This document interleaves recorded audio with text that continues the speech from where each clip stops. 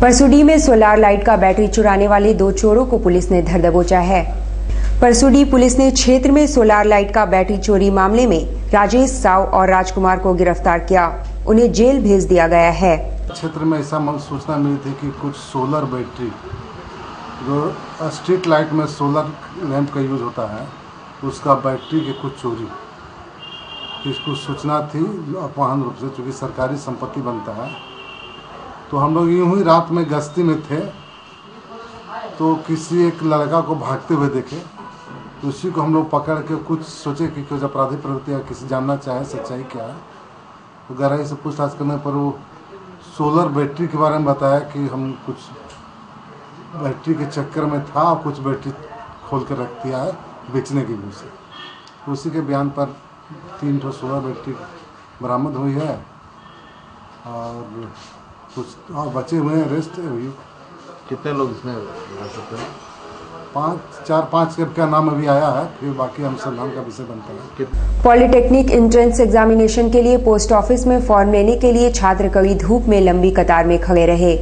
जिंदगी में कुछ कर गुजरने की चाहत रखने एवं अपने करियर में सफल होने की ललक लेकर सैकड़ों की संख्या में छात्र पॉलिटेक्निक एंट्रेंस परीक्षा के लिए फॉर्म खरीदने के लिए मुख्य डाकघर पर लंबी कतारों में खड़े रहे। यहाँ जनरल और ST/SC के लिए अलग से व्यवस्था की गई है और अलग काउंटर रखे गए हैं। एक फॉर्म की जनरल कोटे में कीमत 490 रुपए रखे गए हैं। फॉर्म तो पिछले बार लिए थे, सिलेक्शन नहीं हुआ, इस बार पढ़े हैं, सब उम्मीद लगता है कि इस बार हो जाए। काफ़ी धूप है, बहुत लंबा लाइन भी है, लगे हुए हैं। उम्मीद है कि फॉर्म आज मिल जाए कि कल नहीं आने पड़े। ले रहे हैं तो उम्मीदें हो जाना चाहिए। पहला स्कोप निकला, हमेशा ऐसा स्कोप निकलना चाहिए। 3 घंटे से लाइन लगे थे बट फाइनली मिल गया अभी तो जाकर। कितना पैसा लिया? 490। MGM थाना अंतर्गत गोकुल नगर के रहने वाले कृष्णदेव प्रसाद ने उपायुक्त कार्यालय के बाहर जमकर हंगामा मचाया। कृष्णदेव प्रसाद का कहना है कि 2011 से उनके जमीन को दबंगों द्वारा हड़प लिया गया है और तरह तरह से प्रताड़ित किया जा रहा है। उनका कहना है कि उन्हें अदालत में सिर्फ तारीख दी जा रही है, इसलिए वो मरना चाहता है। ये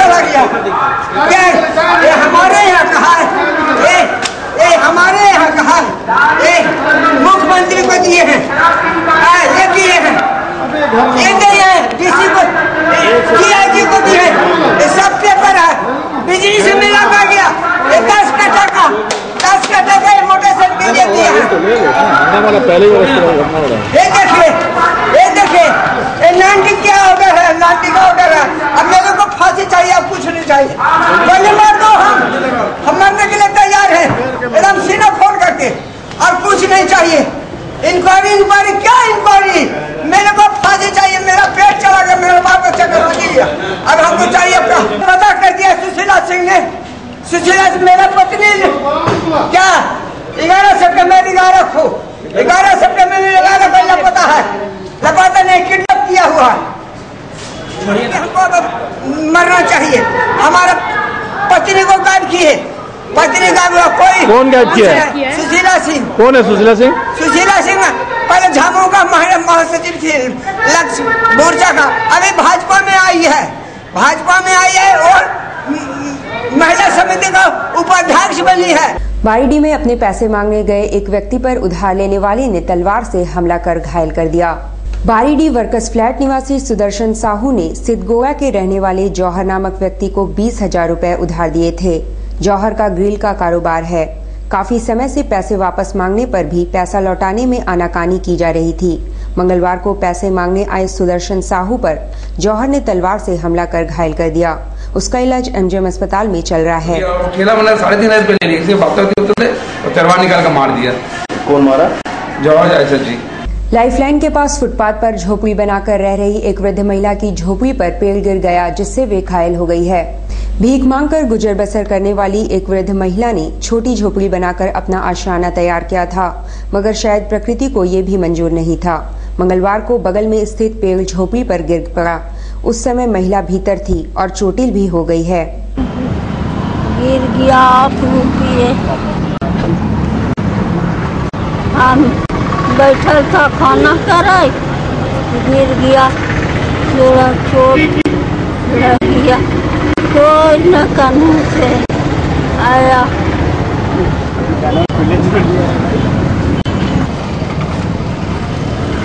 बच्चा भी है नहीं, शादी भी किया हुआ है। कहाँ ट्रैफिक कहाँ?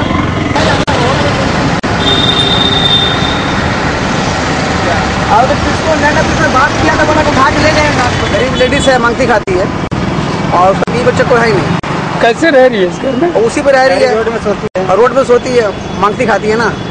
टाटा मुख्य अस्पताल में अटेंडरों ने अस्पताल के जीएम से मिलकर उनके 20 रुपए जबरन मांगे जाने की शिकायत की है। टीएमएच के अटेंडरों का कहना है कि एक दबंग व्यक्ति रमेश द्वारा उनसे 20-20 रुपए मांगे जा रहे हैं, जो वे हरगिज नहीं देना चाहते हैं। उन्होंने जीएम से भी इसकी शिकायत की है। और रंगदारी 20 रुपया मांग रहा हम लोग। कौन? अरुण सिंह साई का एजेंसी लिया है, वो 20 रुपया रंगदारी हमसे मांग रहा है, जबकि मेरा बाप दादा से हम लोग करते हुआ रहा है। और आज 1-2 साल से ये बाहरी आदमी आके हम लोग को शासन कर रहा है, कुछ रेडियो लोग से मिला हुआ है।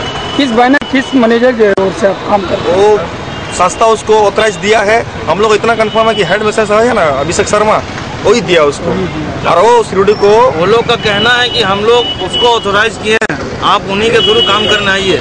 टीएमएच में क्या काम करते हैं आप? हम लोग अटेंडर का काम करते हैं, मरीज को सेवा करते हैं, आदमी का सेवा करते हैं। अभी क्या चाह रहे हैं, किसको ज्ञापन देने जा रहे हैं? हम लोग यहाँ जीएम को देंगे और एडमिनिस्ट्रेशन जो अभिषेक शर्मा है उनको देंगे। क्या मांगे आपकी? हम लोग का मांग है कि हम लोग काम करेंगे, सिस्टम से काम करेंगे, यूनिफॉर्म पहनेंगे, आई कार्ड लेके काम करेंगे, लेकिन 20 रुपया हम देंगे तो क्यों देंगे उन्हें? मानगो बाजार सुरक्षा समिति का चुनाव मंगलवार को संपन्न हुआ। टुनटुन चौधरी को अध्यक्ष निर्वाचित किया गया है।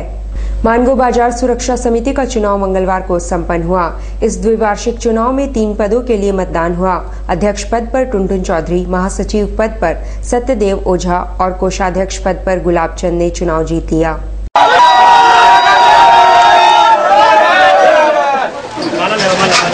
अरे माला ला यार, ऐसे थोड़ी ना मजा आ रहा है।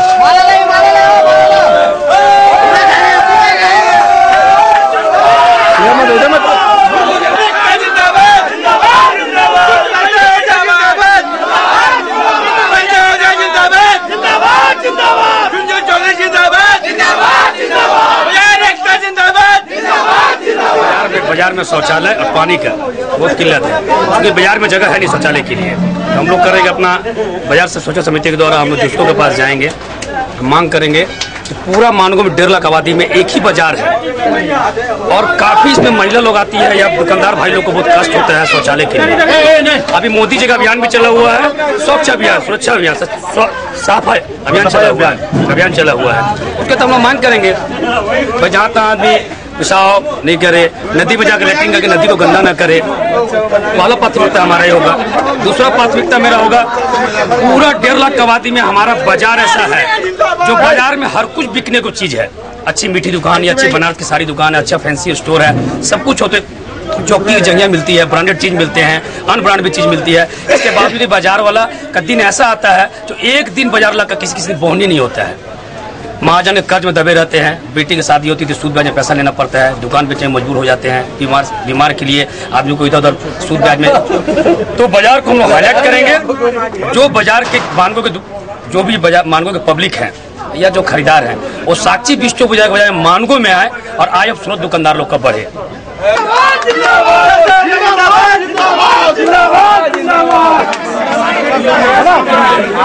काम हो रहा है,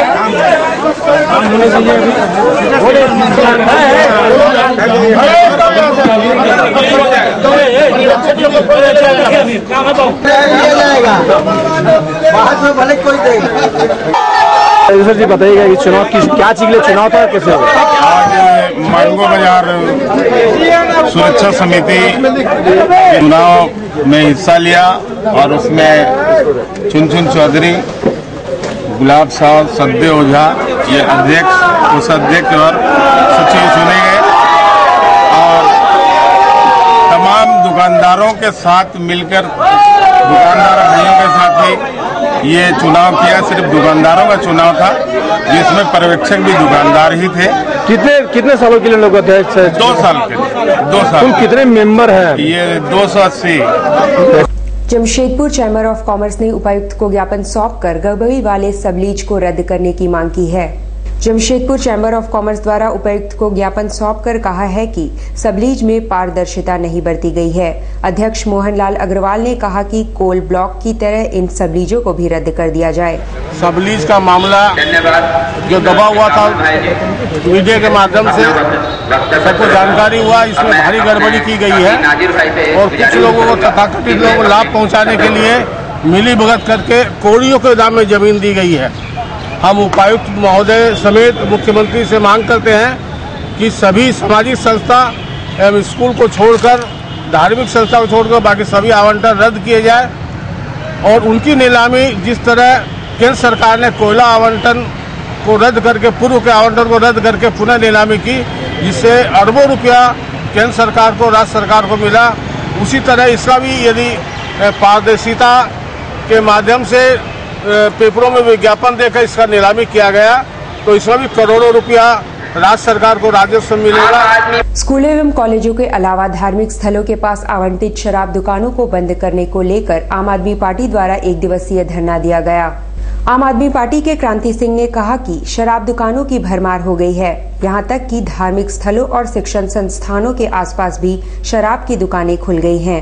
जिंदाबाद जिंदाबाद जिंदाबाद, अब्दुल कबीर जिंदाबाद, शराब माफिया होश में आओ, होश में आओ, होश में आओ। 15 दिनों पहले हम लोगों ने मंदिर, मस्जिद, गुरुद्वारा, स्कूलों के सामने से शराब दुकान को हटाने का एक ज्ञापन डीसी को दिया गया था, मगर किसी तरह का कोई कार्रवाई नहीं किया गया, जिसको लेकर आज हम लोग डीसी कार्यालय के सामने 1 दिवसीय धरना पर बैठे हैं। और हमारी मुख्य मांगे हैं कि ऐसी इन सभी जगहों से शराब की दुकान हटा दिया जाए।